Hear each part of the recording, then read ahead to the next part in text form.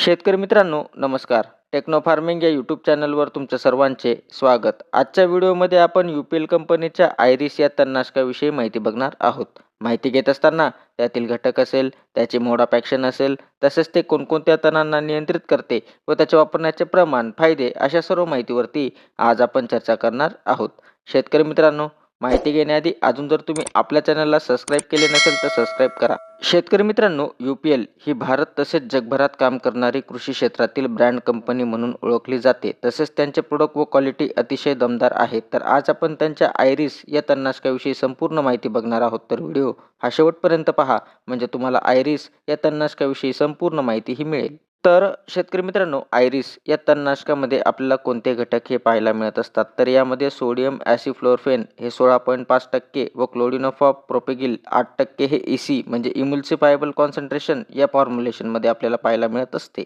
तसेच याची जर आपण मोड ऑफ ॲक्शन बघितली तर सोडियम ॲसिफ्लोरफेन तर हे तणांच्या संपर्कात येताच कार्य करते, तणांच्या पेशींचे आवरण नष्ट करते आणि काही दिवसातच तण नष्ट होत असते.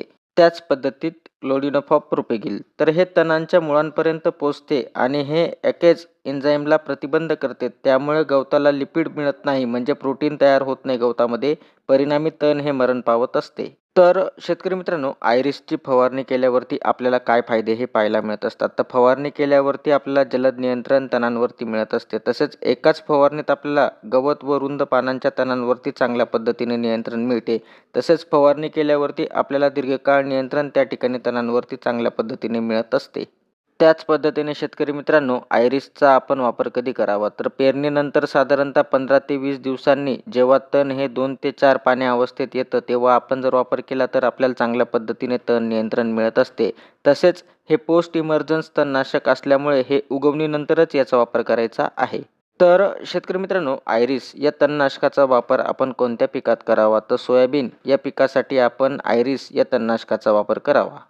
त्याच पद्धतीने हे आपल्याला कोणकोणत्या तणांवरती नियंत्रण देत असते, तर ग्रासी वीड्समध्ये जर बघितलं तर इचिनिकोला स्पेसिसमध्ये बार्नयार्ड ग्रास आणि जंगल राईस तर याच्यावरती चांगल्या पद्धतीने नियंत्रण देते. त्याच पद्धतीने डिजिटेरिया सांगुलेन्सिस म्हणजे क्रॅब ग्रास जो येत असतो त्याच्यावरती चांगल्या पद्धतीने नियंत्रण देते. त्याच पद्धतीने इल्युसाइन इंडिका म्हणजे गूस ग्रास जो येतो त्याच्यावरती चांगल्या पद्धतीने नियंत्रण देते.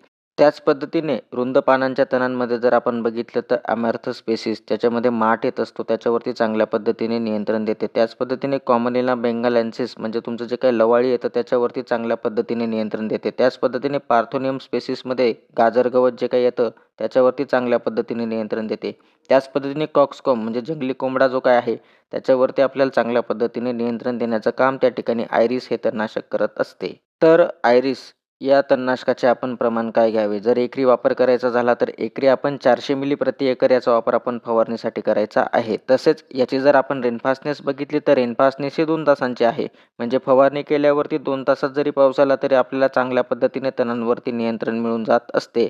तर शेतकरी मित्रांनो, हे निवडक संपर्क तसेच पोस्ट इमर्जन्स तणनाशक आहे, जे सोयाबीन पिकातील रुंद व अरुंद पानांच्या तणांना नियंत्रित करण्यासाठी आपण वापर करू शकतो. तरी कंपनी लेबल क्लेम सल्ल्यानुसार जर आपण वापर केला तर त्या ठिकाणी नक्कीच आपल्याला चांगल्या पद्धतीने रिझल्ट त्या ठिकाणी मिळणार आहेत.